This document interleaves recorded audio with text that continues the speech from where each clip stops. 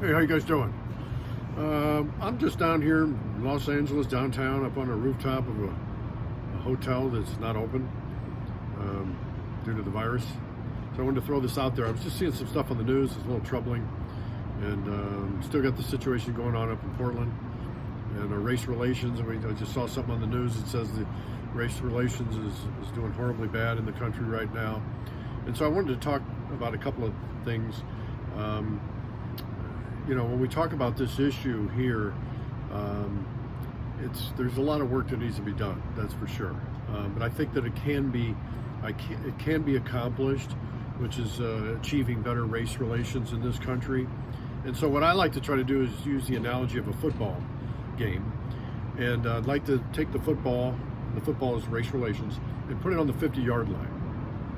And so I want you to ask yourself, whenever you see something on the news, or you hear some statistic, or you hear a story, or you hear whatever it is that has to do with race and race relations in the United States of America, is whatever it is you're reading or hearing, does this move the ball further down the field? And so our goal is to move it forward and move it all the way down to a touchdown, hopefully. And I think we can do that. But then there might be some things that can end up taking us backwards. And now we've got even more yardage to have to make up because we didn't move it forward. We moved the ball backwards, obviously. And so we just had the murder of George Floyd, unfortunately. And I must say, I don't even have to speak for the white community. It's just there to everybody that saw it. It was the sickest thing that you could ever watch. I mean, it was the most gruesome, horrific thing I've ever seen of a person being killed. And unfortunately, it was on video. But fortunately, because of the video, I think that will seal the sentence. But so right now, the atmosphere in the country is not good. It is kind of fragile right now, if you will. But again, I think it's very important. And one of the things that I've talked about in previous posts was the importance of having a legitimate organization or some leadership that can offer some legitimacy that would come from the white community. Because if you don't have everybody at the table represented to have this conversation, to try to move that ball forward, it's going to make it a lot more difficult to do. And so, look, we have a very wide spectrum here. So on one end of the spectrum, you've got the black community, and I'm just going to say on the far end, of the other side, you have the white community. The other, racial communities we'll talk about, or most of it will be about the same issues anyway, but I want to just stick with the black community right now and the white community and talk about a couple of things.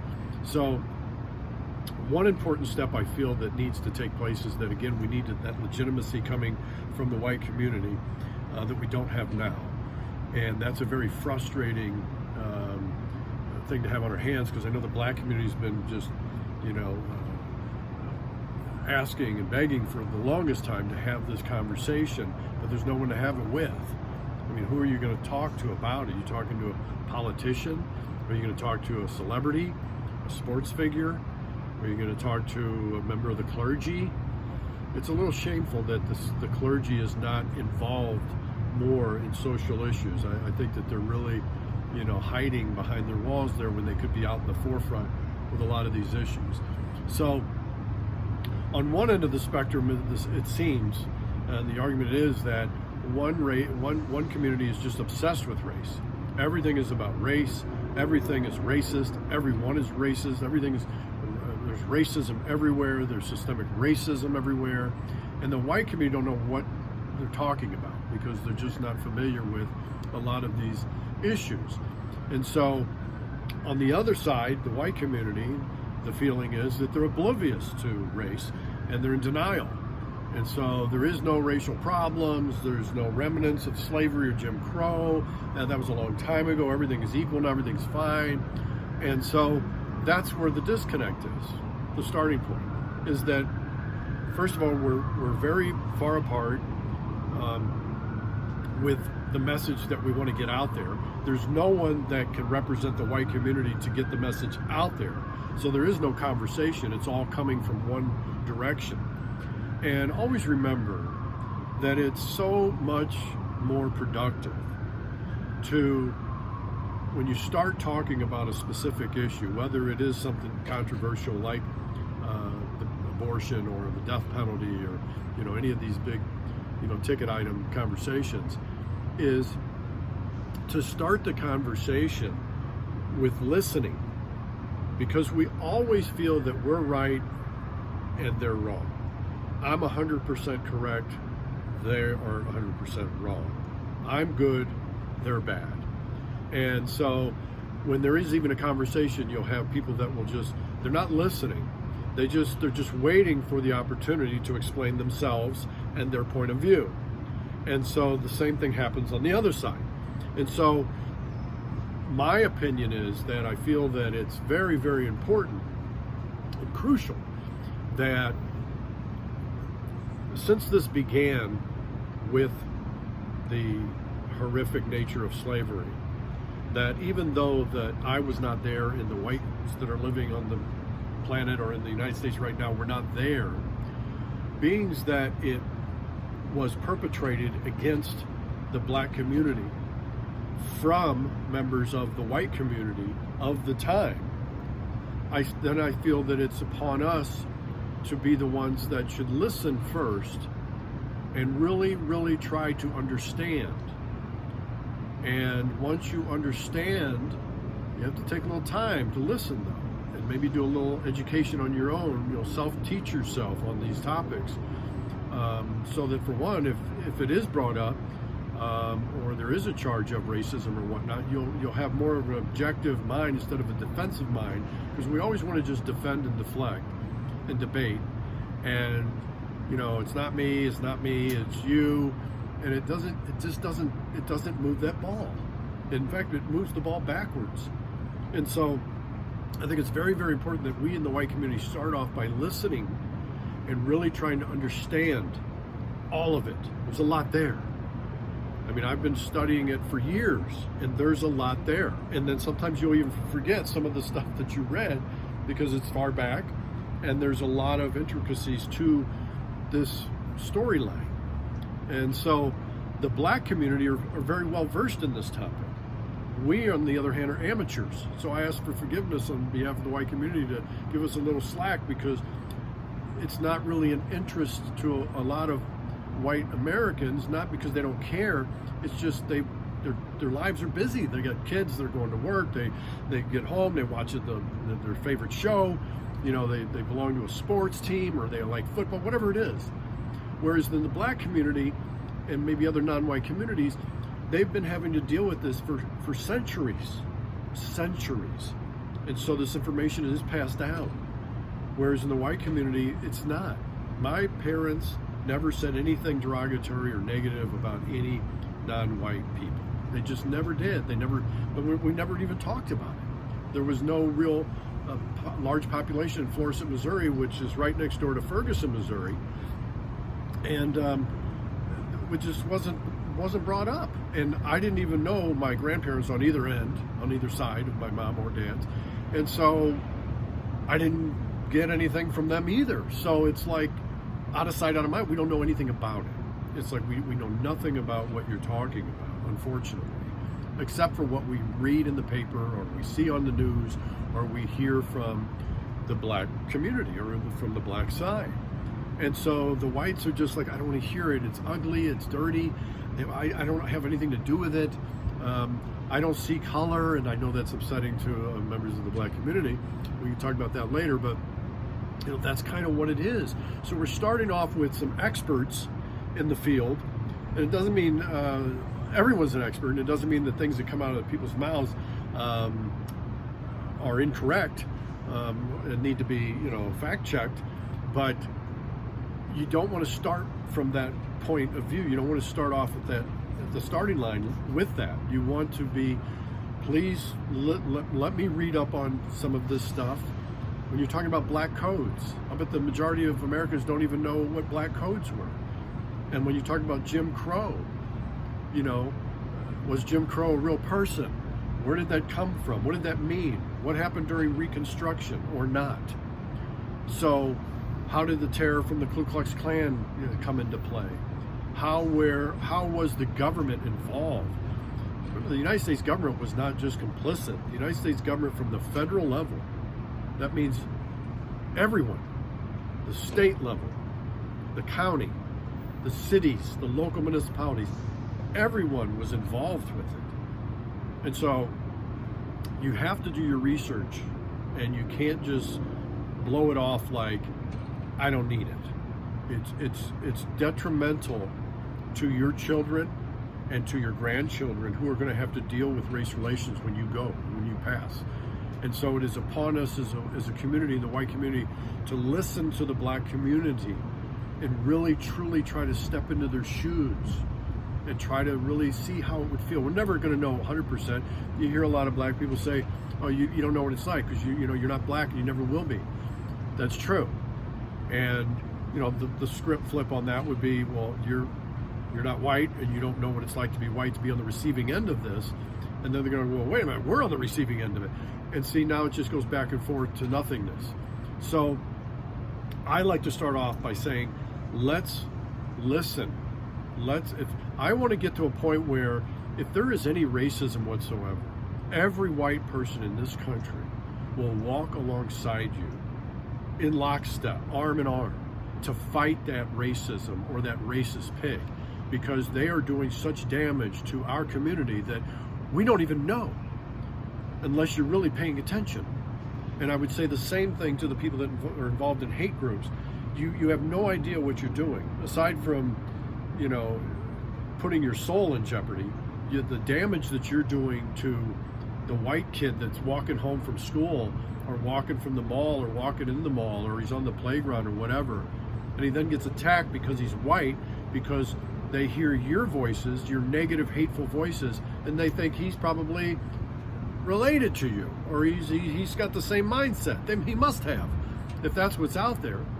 And again, that's where that media, the fairness in the media has to come in, and it's not right now. We'll talk about that in a second. So I'm going to split the two issues, and one is the police brutality. I call it the police mentality brutality. I was a victim of police brutality more than twice. I was hospitalized twice. Went to the hospital. So I have a little bit of street cred when it comes to police brutality. And then the systemic racism topic we'll talk about, which is kind of, alongside that now. We're hearing a lot of that on the news, and a lot of white Americans just don't know what that is. So if we start off with the police brutality, and I wanted to talk about the Black Lives Matter movement. So the Black Lives Matter movement came out of and stemmed out of all of the media news reporting of black men being shot and killed by police officers, white police officers. So not only did you have that it was a police brutality situation on your hands, or possible, you also had the fact that because it's a white officer and a black subject, that there's racism involved with it as well. So I think that, by them getting sick and tired of just seeing these over and over on the news, saying what is enough is enough. And so they formed the Black Lives Matter movement. Now, unfortunately, there was, I guess, some information about people from that group, or the group itself was marching. I think it was they were going over a bridge or something like that, and they were chanting anti-police, words over the bullhorn, kill the cops or fry the pigs or something of that nature. I don't have it in front of me, and that turned off a lot of people, even people in the black community, to say that this is not how to deal with that situation with the police incidents. The Black Lives Matter movement came out and said, no, they were not with us. They showed up, but they were not part of our organization. They latched on, and now they've tainted our movement. And so they kind of drifted away a little bit until we had the George Floyd murder. And so now they came back with that message. But I don't want the white community to drown out that message, because the message was, we're sick and tired of police officers killing black unarmed men. Now, something that is very interesting that you don't know about because the media is not putting it out there. And this is true for both the black community, black men and women, white men and women. I don't know gender, which is the statistic on either side of the communities with regards to police killing of people in each community, but the majority in both communities that were killed by police, let's just say the black community, so all the blacks that were killed, say the last 5 years by police, the majority of those people that were killed were armed. They were not unarmed. And the majority of white people that were killed by police last 5 years, 10 years, 2 years, whatever it is, the majority of white people that were killed by police were also armed. There was only about 5 or 6% in both communities that individuals, or more than one maybe, were killed by police that were armed.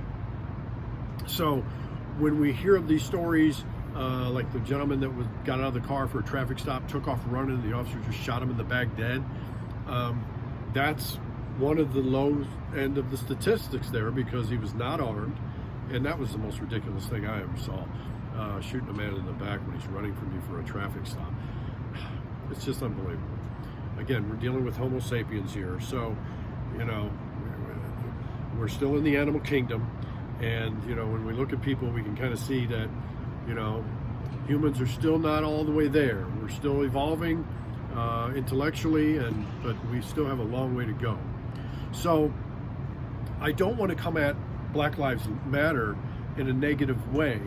Hopefully they will stifle any type of violence against police officers, or any type of violence at all, or destroying of property and things of that nature. I think they could use what they have and tighten it up a little bit and work alongside other organizations to try to push forward with their agenda, but in a positive and a decent way.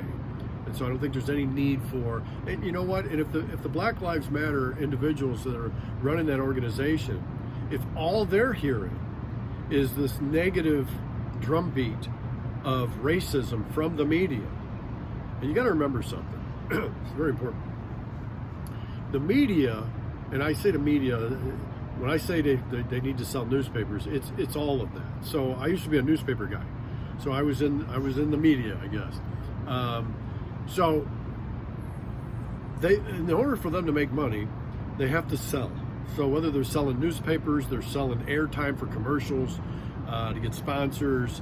They're taking, whether it's a radio spot, it could be a podcast, it could be nightly news, it could be your cable news like Fox and MSNBC and CNN.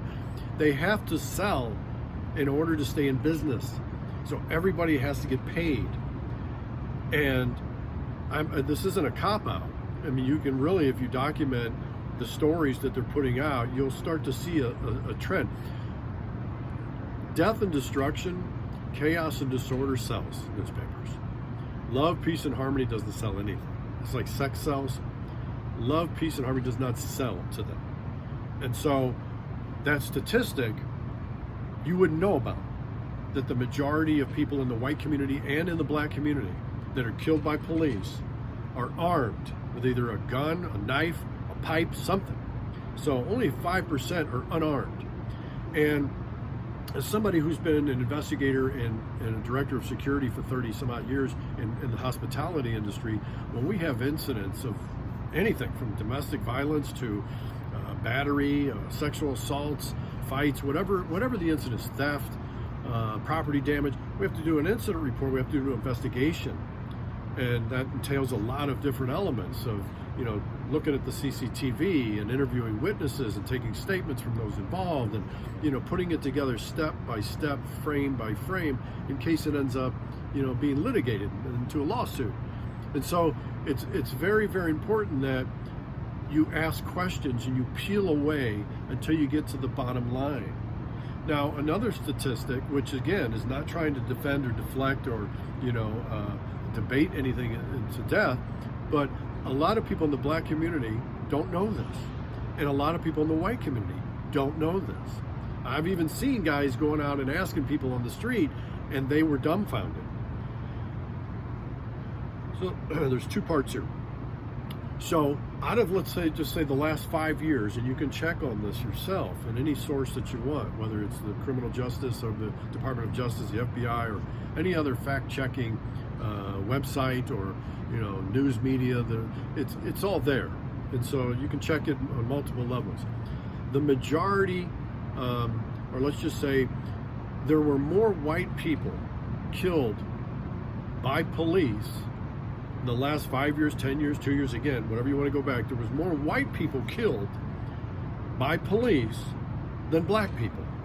So if I took one and I said, the last 5 years, there were 2,477 white people killed by police. Now again, remember, the majority of those people killed were armed. So they could have very well been all justified. All of them could have been justified. We don't know. A very small percentage, the people were unarmed and they were still killed by police. But more white people were killed by police than black people. So 2,477 white people were killed by police in the last 5 years, whereas you had 250, I'll just cut it like that, black people were killed. Now that's like double the number. But guess what? Have you heard of any case of any of these white people? 2,477. Have you heard of any of them? Have you seen them on the news? Can you name 5 cases of death by police officers of white people? And if the answer is no, then you might want to ask yourself, why is that? Well, because a white cop killing a white person doesn't sell newspapers. But a white cop killing a black person does.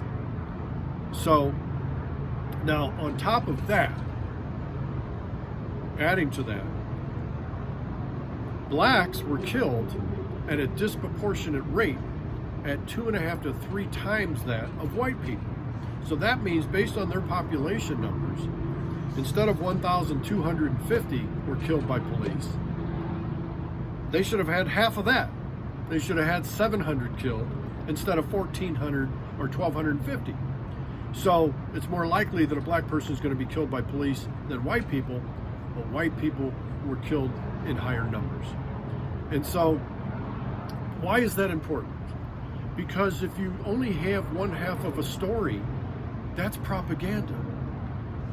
I'm going to leave out half of the story and put this on nightly news so that the communities can see it, and the black community can go, see, that's what we're talking about. It's all the white police officers killing black people, and they're not killing any white people at all. And then the white people are here going, well, whatever. And they're not doing anything with that information because there's nobody to take it to do anything with it.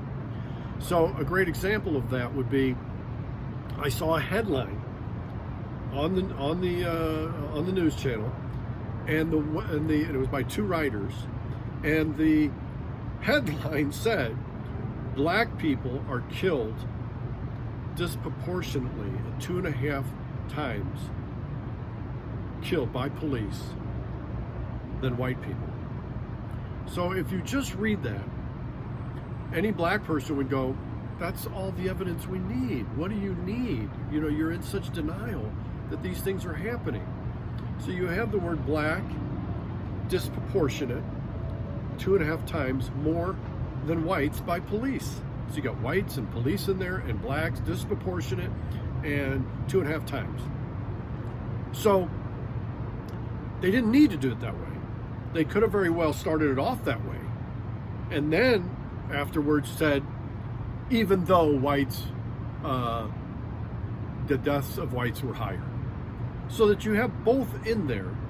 So they're both true, but you're not just painting one picture.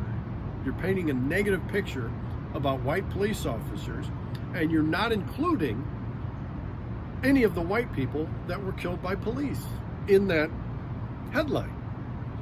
And the funny thing was, about 3 days later, and I don't know how he knew this, President Trump, and I didn't vote for President Trump. I mean, I consider myself a Republican. I kind of go back and forth. I voted for Ronald Reagan twice. I voted for George Bush Sr. The one time he ran. Then I went and voted for Bill Clinton twice. I voted for Barack Obama twice, and I did not vote for George W. Bush. I was in a bar and couldn't make it out to the gymnasium at the school to vote, so I went back and I thought he's not going to win California anyway. And then I was really kind of just caught up. I mean, we had a new guy coming in, and he sounded he was going to do some stuff on trade. I did not like the wall issue. I think that's just horrible. You can secure a border without an actual wall, like the wall of China, across our border, and then only on one end of the border, not even on the northern end as well. And so I didn't like that. So anyway, I voted for Hillary. I just felt that was a safer bet, and if she ran into any trouble, she could, Bill, I need you, and I like Bill Clinton. So, but my point is, I'm not political when it comes to those kind of things, and I'm not anti-Trump in the sense that just because he's a Republican. I think he has actually moved that football backwards many yards, and it's just too bad. I think he had a golden opportunity there and he blew it. But anyway, he's being interviewed 3 days after I saw that headline about the disproportionate number of deaths by police upon blacks compared to whites, and the reporter asks him that, or she asks him, can you explain why black people are still being killed at the hands of police officers? I mean, first of all, I don't want to call people names, and I don't think it's productive, but that's a very, very uneducated question. I mean, what answer could you possibly give?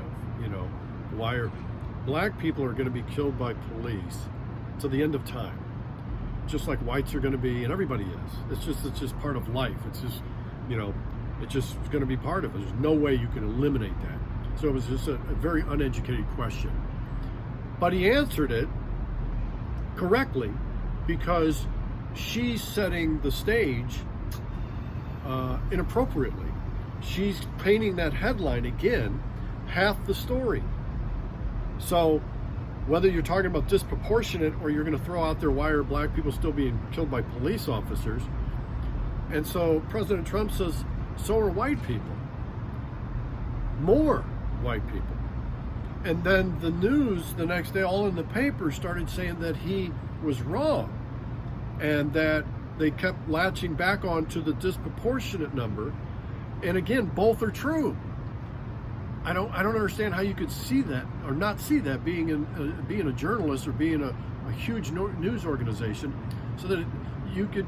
Now he could have simply said, well, just so you know, although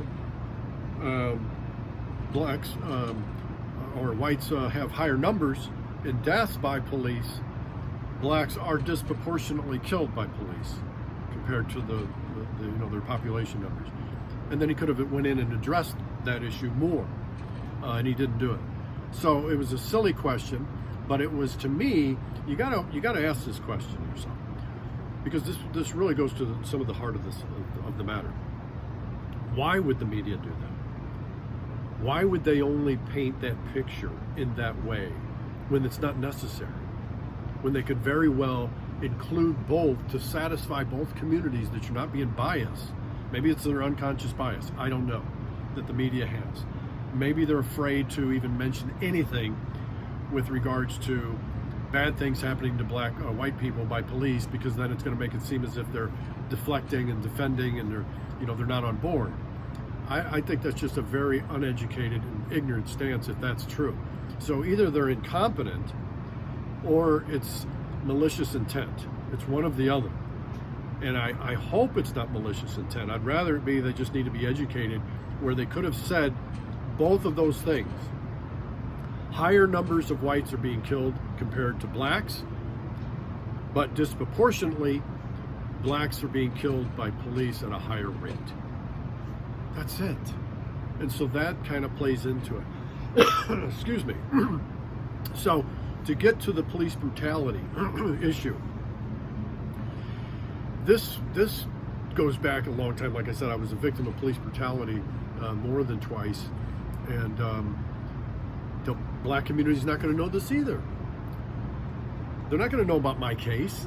They're not going to know that police officers in the white community are beating people up. They don't know that jerk cop that's in the black community when he goes over to the white community, because they rotate. They switch patrols all the time. That he's now going to suddenly be a nice guy and he's going to treat all the white people nicely? No, he's a jerk. And so he's going to be that way with everybody. And there are jerk cops. I can tell you story after story, my interactions with them. And you're not going to hear these stories. You're not going to hear them because it doesn't fit into the media's narrative of that chaos and disorder, selling chaos and disorder to make money. I think it can. I think if you showed the white-black community that these officers are doing the same thing. One of the officers was black that attacked me. I was basically being put into the back of a police car after a brawl, and it was in the wintertime in St. Louis, Missouri, and I'm handcuffed, and I'm like 17, 18 years old, and, you know, when he put me in, I said something I shouldn't have said to him. I called him a pig. He was a black police officer, and while I'm sitting in the back seat with the handcuff, just sitting there, he hauls off and punches me right on the side of my face. And I fell down into the seat, and he leaned in and just started punching the hell out of me. And so naturally, I didn't know, I kind of lifted my legs up to defend myself. Well, when I did that, about 4 or 5 other police officers ran around to the other side and yanked me out that way and body slammed me on the ice, not caring that I'm being thrown face first with handcuffs on, onto the ice. Luckily, I turned my head or my teeth would have been gone. And because he had hit me so many times and I had marks all over my face, they had to take me to the hospital. And he told me on the way, he said, if you tell them I hit you, you're going to be in there all night. So I didn't tell. When she asked me, the nurse, you okay, you've been injured? I said no. And he actually apologized. I apologized for calling him a pig. He apologized for hitting me. But no one's going to know about that. And the other one, I was handcuffed and I got hit in the eye. I almost took my eye out and had 11 stitches under the eye. And the doctor said if it had been 1/10 of an inch higher, your eye would have been gone. And I was handcuffed, not resisting, not kicking. I was trying to explain myself. I lived right up the street, and this cop was trying to tell me to get in the car because I had a beer in my back pocket. I was a minor. I was in the park after hours with my brother, and they had arrested somebody or pulled somebody over. We went to see what was going on, and now he wants to throw me in the car. And we were on our way home, and I'm like, I don't want to go to jail. I'm like, officer, you know, blah, blah, blah. He says, get in the car. I said, officer, and right then he just hauled off and hit me across my face with a Maglite flashlight. Now, if you've ever held one of those, they're like 2 or 3 pounds, it seemed. I mean, I saw stars, and blood started pouring.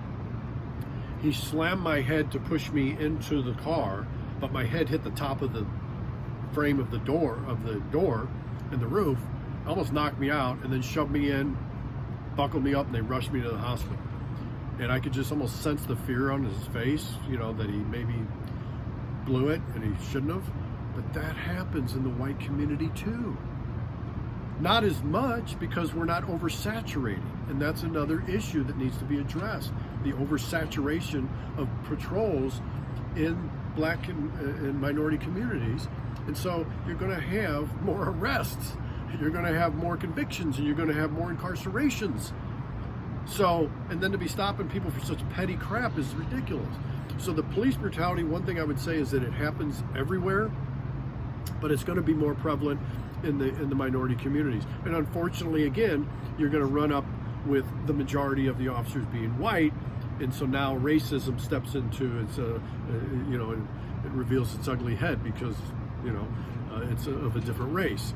But we see a lot of black officers beating the hell out of black subjects, and I've talked to some of my black buddies, and they're like, man, they're worse because they really like pissed off that you're being, you know, a hoodlum, and they think that, you know, they can, you know, knock some sense into you, you know.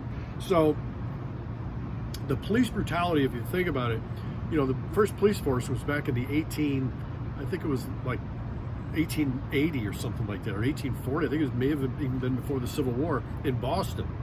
And then the next one was in New York City. So you imagine they had no SOPs, no standard operating procedures. They had no community-based policing. They had no training like that. They were given a billy club and told, hey, go out there and, you know, knock the shit out of people if they get out of line. So we've come a long way, but there's still a very long way to go. And that was another issue that I think that the president dropped the ball on, was with Colin Kaepernick, when he's bringing to the attention of the nation his frustration after seeing all these, again, one-sided videos of police brutalizing the black people, that he was fed up with it. And then all the other things that he's seeing around, he takes a knee.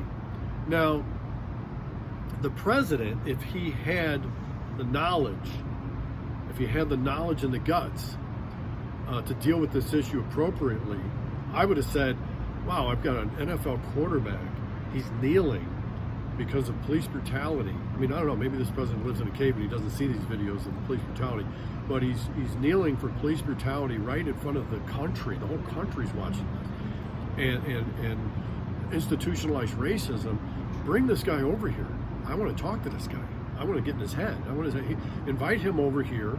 We'll have a nice spread, dinner, lunch, whatever. He can bring whoever he wants, members from, hey, and by the way, I want you to bring me the chiefs of police from New York City and Chicago and Los Angeles and St. Louis and Philly and all the cities throughout the country, major cities. I want to bring the chiefs of police up here to talk about this issue that he's bringing up here during the national anthem. And let's see if we can solve this. And then he's talking about systemic racism. I'd love to address some of those issues as well. So yeah, invite him, see if he'll be willing to come. Instead, he goes the other way with it. So he moved the ball backwards. He didn't move the ball forward like he could have. And so started calling them, sons of bitches. I mean, how disrespectful is that, first of all? And again, that just shows that you don't have the intellect and the maturity and the knowledge and the guts to try to eliminate that issue or address that issue because you're worried about votes. Why else would you not do it that way? Why would you do it the other way? And, fire them, and it's so negative and it's so unnecessary. So now you're just riling up more. Now we got a president that's not even listening to us. And the police are not listening to us. You got all the union bosses in the police departments that are not even listening and trying to figure out what the problem is. And it's so obvious. So we could say the police need to be retrained. Yeah, no kidding. But it's the mentality has been ingrained since the days of George Washington. So it's not something that can be changed overnight. They're usually modeled after military units. And so you're also taking a lot of guys that were in the military and they've got that kill mentality like they're in Afghanistan. And then on top of that, you have other police officers that are fearful. They don't know how to fight or defend themselves in a street fight. So the first thing they do is pull out their gun so they don't get killed. But had they any skills at all and had a little more confidence, they wouldn't even need to go there. And so it wouldn't even result in that. A lot of things that need to be changed with it. Chasing people through the dark. They're shooting people that don't have guns and then saying that they thought they had a gun. He had his phone in his hand. He had a sandwich in his hand, aluminum foil sandwich wrap. I've heard it all. And so they're killing people. Here's a case with a white individual. This was sick as can be as well. There's a young kid. He's on his fours, on his knees, begging, please don't shoot me. He's either in a motel or an apartment hallway. You may have seen it. And this guy's like in a SWAT team is like, I don't know why they were even there. They got a call about something. But he's crying, begging them not to shoot them. And this cop is screaming these orders at him. And he's so confusing. I was getting confused. Don't you move or I'll shoot you. Put your arms down, lay flat, do this, crawl to me. The kid doesn't know what to do. And so now maybe he's got an itch on his ass or something and he kind of reaches back. He's doing everything the guy's saying, but instead of just going, Jim, go over there. You move, I'm going to shoot you. My guy's going to come and handcuff you right now. But he just keeps going and going and going, giving this kid so many instructions. He's setting this kid up for failure. He's setting this kid up for death. And lo and behold, the kid goes back. He was not armed. I whether to scratch his leg or something, and the guy unloads on him and kills him, murders him, and then is acquitted. And so one of the complaints from the white community is you're going to hear is, again, Nothing. No protests. Nobody comes to our defense. Nobody makes an issue. It's not on the news like it would be if it was the other way around. That was a murder. That was an assassination. And it's just unbelievable. And another one. There was a white homeless guy in Fullerton, California. His dad was a retired police officer. And they were dealing with him. And you see the police, they're talking with him. They got body cam. So the Hispanic police officers putting gloves on. And he says, you see these fists? These fists are about to fuck you up. And they fucked him up to death. Killed him. They beat him to death. And as they were beating him to death, he's crying out for his dad. He said, Dad, help me. It's sick. And they were acquitted. Nothing. No protests. Nothing. So see, you have all these thousands of cases and no one knows about them. No one's heard about them because it's not making money for CNN, MSNBC, or Fox News. It's just not. And then the suck part is I've seen a lot of heartwarming stories out there. There was one where it was a white gentleman, his daughter had died. She was a donor. And it was a black male individual, younger guy, that got the heart. And so they met up, and the black recipient was going to allow the father to put the stethoscope on, plus tax, and listen to his daughter's heart, which he did. And they were hugging and crying. It was so emotional, but it was so beautiful. But you don't see it. You don't see it. It's just all of this negative crap. Now you got this Karen. Now they've got this white woman calling them Karens now. And now there's all this unbiased, unconscious bias and microaggressions. And now it's even, it is what it is. You're born into this society white, you're a racist. You're a racist by default. You don't even know it. It's just in you, and you can't do it. There's nothing we can do about it. So don't say you're not a racist. We will hear that, everybody else cannot be a racist. Only white people can be racist. So all these things do not move that ball down the field. They just don't. So instead of coming up with solutions, you have the Sheriff Clark there. He was on CNN last year, a couple years ago, I can't remember when, and he was arguing with Don Lemon. And they both could have came to the same place. They both could have listened to each other more and gave a little bit here and there, and they could have, oh yeah, I see what you're talking about, and I get what you're saying, and this is all I was saying, and I do understand your point of view, and yeah, you're right about that. Oh, and you're right too about that. And that's how you kind of talk and you come to an agreement. Instead, no. It was the sheriff was just defending police officers. He was upset that all he hears is a negative narrative about the police, which could be very well true if that's all he's hearing. And there was no counterbalance, and so he was very upset. But I could see also that he was being tone deaf when Don was trying to explain certain things to him, even about the Black Lives Matter movement, and he wasn't going to listen to that because he was just, again, focusing on his own group and selling that group and all of its arguments and all of its positions and all of its opinions and everything that goes with it. But it's his, and he's gonna lay it out there, and then the other guy's gonna sit there and wait, and he's like, and then when it's his turn, now he's gonna do the same thing. And so, in other words, if I'm going to talk about race relations, I can't just talk about it from a white perspective. I have to almost become a defense attorney for the black community. I have to let the black community know that I'm on their side. I have to tell the black community and let them see and hear what I know and what I fully understand. So, for instance, let me give you an example, which is really upsetting when I saw the date. But I'm reading, and it's about George Wallace. So, in 1963, in June, I was November, December, January, February, March, April. I was 7 months old. So I was born in Calverton Park, Missouri. I was growing up as a little baby. So I was 7 months old, and I'm probably in the living room, crawling around on the floor, the carpeting. I got siblings. I got two parents. My dad's the head of a labor union. And life is great. I'm 7 months old. My tummy's full. It's air conditioning maybe, or fan, whatever. And I'm oblivious to what's going on outside the door. I don't know what's happening out there in the world. But on that day, June 11th, which is the day my daughter was born, June 11th, which drew my attention to that, On that day, in the afternoon, when I would have been crawling around on the floor, or maybe having a nice dream, right, in my nap time, the governor of Alabama is standing in front of the University of Alabama, and he's standing there with his cronies, and he's telling black people, you're not coming into this college. We don't want you here. We don't like you. You need to get the F out of here. And Kennedy had to send over the Attorney General and the National Guard forces to push him aside, basically, and say, no, you're going to get out of our way.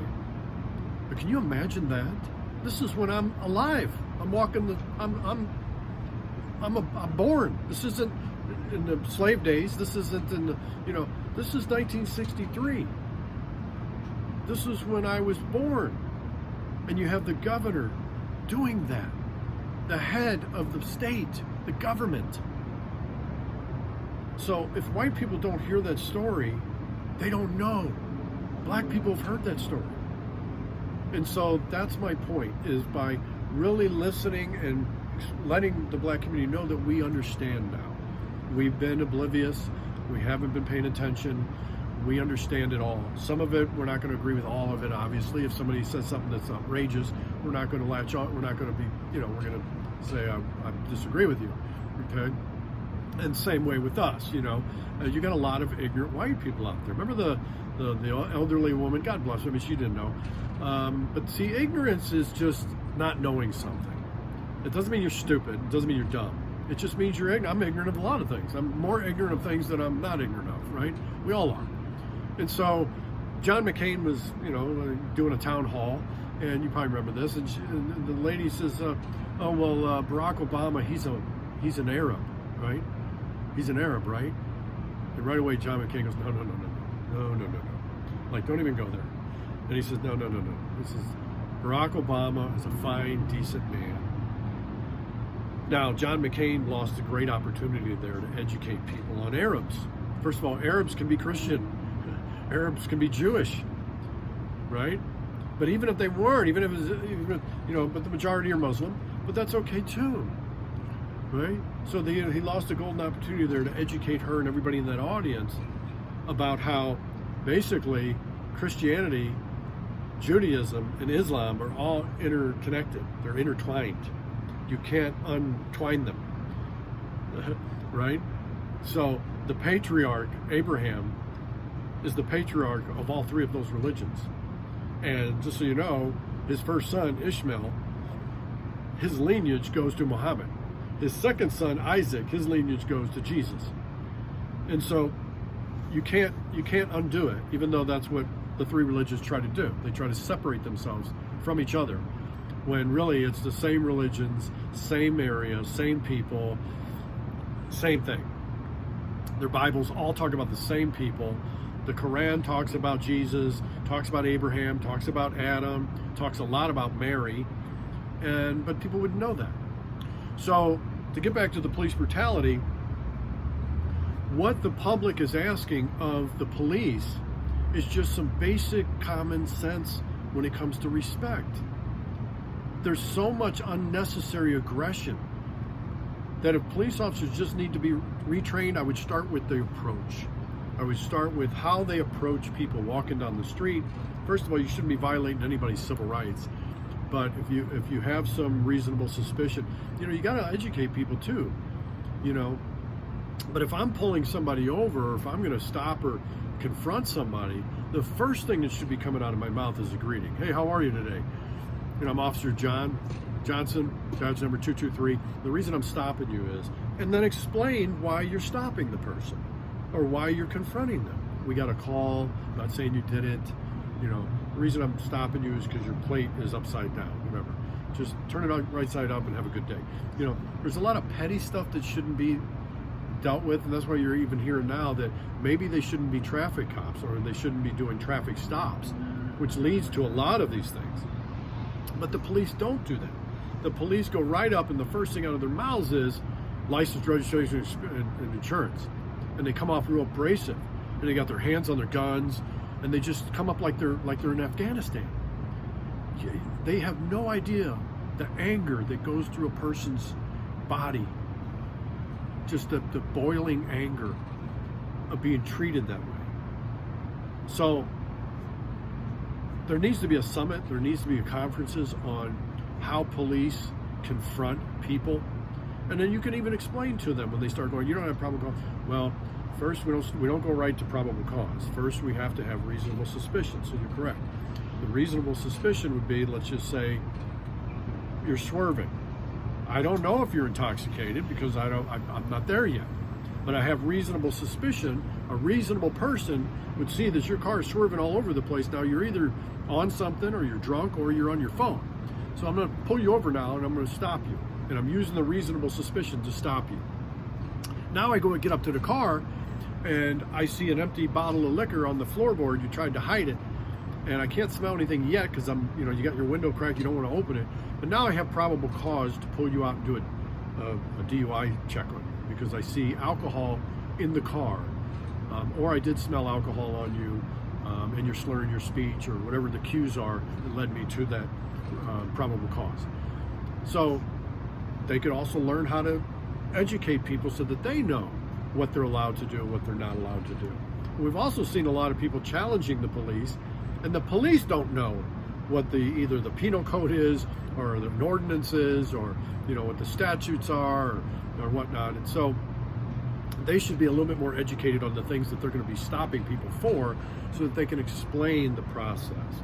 And look, to me, it's not how you deal with somebody that's nice and friendly, right? They say Jesus didn't come down to save the righteous. He doesn't need to. They're already righteous. So it's a given that you are going to be nice to somebody that is friendly and decent and cooperative. It's how do you handle? Are you, Officer Jones, capable of this? If not, then you're in the wrong profession. You need to go look for another job before we just fire you. But how do you perform when you're dealing with somebody that's not cooperative? That's the challenge you have. How do you perform when somebody starts, getting aggressive with you? You pull your gun out? So usually it's force have to match force. I mean, if somebody punches you in the face, you can't take out a hammer and hit them in the head with it and say, well, he slapped me. So you don't want it to escalate to that, but it just seems that the community's view is you go a little too fast and a little too furious when it's not needed. So yes, there definitely needs to be training, but the whole mentality of what the community is wanting has to be instilled in their psyche. And so if they're teaching, and I haven't been to the police academy, if they're teaching that, hey, you need to be firm, you need to be aggressive, you need to go home at night, and it's between your life and his life, it's going to be your life that is saved. So every precaution is going to be needed, and da-da-da-da-da, da-da-da-da. And so now you get on there, and now you got other veterans that have been in there, you know what, F this and F that, this is how we do it, this is how you have to do it, otherwise you're not going to go home at night. And if they think you're soft, you got to come off firm, they're going to take advantage of you. And so you got that pumped up mentality, that aggressive, militaristic mentality that is very hard to undo. But that to me is the key, is you have to say, guys, okay, we got to change things. You see what's going on here. We've seen a lot of videos. Now, out of those videos, that could be a 1% of the millions and millions of stops that these police officers take or make. And so, but when you see 10 videos a day, you're thinking that every stop is that way. So you're going to have a very negative outlook on the police department. The police department should understand that the criticism that is coming their way is because of the bad apples that can't do the approach properly. It's because of the bad apples or the insecure, lacking of confidence police officer who doesn't know how to calm things down or how not to make small things into big things. Okay. So I think the mentality first and foremost has to be addressed, and then the approach needs to be addressed. They should not be asking for license and registration and insurance first, because it just sounds disrespectful. It sounds like you're just barking orders. And there's, it's really a civil rights issue. It's a human rights issue. I mean, you almost want to flip and say, why don't you sit in the car, and let me do what you did to me, and see how you appreciate it, because you're not going to appreciate it much. I can tell you that right now. The way you're talking to me right now, and I've seen some just horrific, just the way that they're talking to fellow citizens. These are people you might run into the store. So the police officers, I think, in the unions, again, I'm in a union, and I worked for a union. My dad was the head of a labor union. All the boys in the family, the Hanlons, worked for the union. So we're pro-union, so we're not trying to diss the police union. But you have to, the police unions, but you have to take the criticism, you have to listen to it and see if it makes sense. And then, say, okay, maybe we weren't thinking along those lines, or maybe we weren't looking at it that way. Okay. Instead, they go, oh, well, that's a small minority, and you're not appreciating us, so now we're not even going to stop anybody. We're not going to pull anybody over now because of that. And, you guys, you're on your own. It's a wrong tactic. It's the wrong approach. You should really, again, try to listen to what the issue is, and if it makes sense, then address it, take it in, absorb it, make some changes. We haven't heard any changes. We haven't heard anything from any chief of police on, we looked at our approach, and this is how my officers are now going to have to approach people. And these are the things they're going to say. These are the questions they're going to ask. I mean, really intrusive questions sometimes they ask. Where are you coming from? Where are you going? It's none of your business. Just tell me what I did wrong, and then we'll talk about it. And if you need to go further with it, write me a ticket or take me to jail, then let's do that. But you don't need to, third degree me. And I know it's a tool. I know there's tools, but you need to relook at those tools, because it's almost like, the stop and frisk was absolutely horrendous. That was the most ridiculous thing. They just, again, they throw civil rights right out the window. I would rather a car go by with 4 youth in it wearing wife beaters and smoke coming out of the windows, and, and just let the car go by and don't, I didn't get a call on the car, than to just pull the car over and hope that somebody doesn't have a license and registration. Maybe a guy's got a warrant out on him, and I want to harass these guys, show them who's in charge, and I'll find some drugs or some guns, and I'm going to prevent crimes that way. It's a tool. We understand that. But is it worth it? Is it worth violating the civil rights? Because you're not just doing it to the one car and the one group, you're doing it all day, every day, to everyone. And pretty soon the citizens are going to uprise and say, we've had enough, man. Stop it. When you get a call, respond to it and see what happens. If you see a crime in progress, yes. But don't just pull people over and profile people and then, look how many we caught by doing that. I understand that. That's true. But if you have to weigh the two, I wouldn't go that way. That's just an SOP I would throw in the garbage. And I don't even know if they have SOPs on approach and interaction and things of that nature. We have it in our security SOP. In fact, I had to throw in there in our use of force that there's no kicking, punching, choking, none of that. It's if we're going to make an arrest, we'll make the arrest. We don't even have to put handcuffs on them. We'll just wait for the police to arrive. Now, if they start disrupting the operations or they start physically getting aggressive, now for our safety, we're going to put the handcuffs on. And if they fight while we're trying to, and they try to resist, well, then now we're going to go in a different direction with it, and we're going to bear hug the individual. We're not going to choke them. We're going to bear hug them, and like a football tackle, and take them to the ground, and the other officer handcuffs him. That way he doesn't get hurt, she doesn't get hurt, and we don't get hurt. And we don't get sued, and we're not violating their rights. And it was them that took it there. So we understand that there's going to be times when you're dealing with that bad dude, and you tried in the beginning to have the right approach, and you did all the things, and you dotted your I's, and you crossed your T's, and you were Mr. Customer Service. We understand that. It's very difficult to be Mr. Customer Service and then turn into, a Special Ops Marine. We get it. But we understand that you're going to have issues where you did everything you could, and the guy is still not going there. He's still going in a different direction with you. Well, now you got to change directions. But you don't go to the extreme, again, because your goal is not to hurt anybody. Your goal is surely not to kill anybody. But your goal is to just take the person into custody in a professional way And then that way you'll feel better about yourself, and you don't have all this anger. You know, things escalate when you start fighting with somebody, they're gonna come at you usually full force, and now you're gonna have to up your force to counter their force, and that's usually where it turns ugly. But if that, I don't know what the statistic would be on those kind of stops, but I would just very well advise to start it off in the way that I had described earlier, in a professional, respectful way.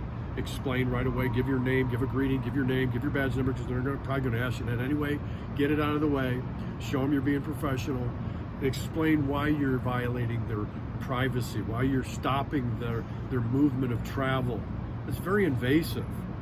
And so if you can do that, you know, that'll go a long way. And then if they go in a different direction with it, well, then, you know, everybody will back you, and they'll see that you did everything you could. They should all have body cams, and they should all be turned on at all times. And if they're ever turned off, you get written up. You get written up 3 times, you're off the force. So, you know, then I think I would tell the community, obviously, when we talk to members of the community, to just comply with everything the officer tells you to do. First of all, be legal. Be legal, okay? If you're driving a car, you got to have a license. You got to have insurance. It's got to be registered, okay? If you got that, don't have any guns in the car unless you're going to the shooting range. Then it has to be the weapon and the ammunition got to be separate from each other and locked. But everything's legal. No drugs in the car. I tell my kids that. And then that's another thing. You know, the white community, we fear the police too. We tell our kids the same thing. Look, the cops don't know if you have a gun. The cops don't know what your intentions are. The cops have been shot at. Cops have been stabbed. And so they're a little paranoid. So you got to be very, very calm, and you got to show that you're not moving around and you're totally legal. And if you're not legal, then just say it right off the bat. Hey, just let you know I don't have a license. Be respectful. A lot of times they'll let you go. Or they'll just give you a little ticket and you can go. Okay? You don't ever run from the police. And if the police want to put the handcuffs on you, sometimes they put them on there until they're figuring everything out, because they don't want you to take off running or swing on them. Go ahead and let them put the handcuffs on you. They can always take them off, and they will if it's a big nothing, okay? Now, if you're some escaped convict, or you're got multiple felony warrants, and you know you're going to go to jail for 50 years, yeah, you're probably going to take off running. But anybody else, just comply, and then you can complain. So comply, complain, okay? Now, what the police need to do is when you do go down to the police station, because we've seen this on videos where undercover people were going in there trying to file a complaint against an officer, there was no clear process. There was like, well, tell me what it is, and I'll see what we do with it after that. And then nothing would happen. So there needs to be a very transparent process where if somebody wants to go and make a complaint, that they have a form, and you can even take it with you, and you can drop it in a Dropbox if you want, but you should be able to put your name and your email on there and your phone number, and then someone should respond with either follow-up questions or say, hey, we talked to the officer involved with the complaint that you had lodged. He's saying this. Now, minus any video or independent witnesses, basically what's going to happen here is this is going to go to a note to file. So this complaint from you is going to go into his file. And then we move on. If he gets another one, now suddenly we're going to bring him in and go, hey, now you've got 2 of these, you've got 3 of these, what's going on here? And maybe after so many, they get termed out. But if you don't have a process in place, then the whole system is broke. Okay? And that we'll talk about when we talk about systemic racism on the next video. But when it comes to police brutality, again, all the public is asking from the police is please be respectful. Please don't be so overly aggressive. Please don't be petty. Please give a nice greeting and explain why you're stopping these individuals. Don't violate people's civil rights. Don't racially profile. If you're white and you're dealing with a black or a non-white subject, you should go out of your way to be 10 times nicer. Why? Because you know there's a history there. That's why. It's not rocket science, man. Right? I'm not saying you got to be mean to the white citizens and then tiptoe around the black people. No, I'm saying that if you know there's this perception out there, then why wouldn't you show them that that's not you? And if all the white police officers can start doing that, you're going to start changing the minds of the black community. Go, hey, these white cops are cool, man. These white cops are cool. And the police departments need to come out with some sort of community connections where they're interacting. You've seen these videos where the cops are playing basketball in their uniforms. People love that shit. So there should be some kind of way to bring people in. There should be outreach to try to get people to join, more minorities to join, because diversity enhances race relations. It's better for the white community that there are a large number of minorities in every segment of society to make it more even, so that the complaints of racism will stop. Trust me, it will. So anyway, I'm going to go ahead and end this video right now. Only covered a sliver of police brutality and didn't even touch on systemic racism. We'll talk about that in the next post. But I'm just thinking if we can get a president in there that can bring all of the chiefs of police, they can bring in some activists, they can bring in some lay people from the streets, they can bring in professors or people from, sociologists and psychiatrists and things of that nature, even some clergy, bring people together and really try to figure out where the holes are and plug the holes. It's not rocket science. We can get there. It'll take a little time. Just got to get it organized, get everybody together, figure it out, put it on paper as policy, start implementing it. But the people in the system, in the society, the citizens of the communities need to be part of it, so they feel like they're being heard. And so then it's announced that everybody knows that changes have come, and to please let those in charge know if you don't see a change, and you have to monitor it. You have to really document. You have to hold people accountable. You could reward people, and you could reward the community, okay, in different ways. Could be a lot of different lotteries and things of that nature that the police give out to the community, people in the community, especially in impoverished areas like North St. Louis, where I'm from, to really enhance this relations between the police and the community. All right, well, it's getting dark, it's getting windy, and I'm getting hungry. So you guys take it easy, and we'll talk again. See you around.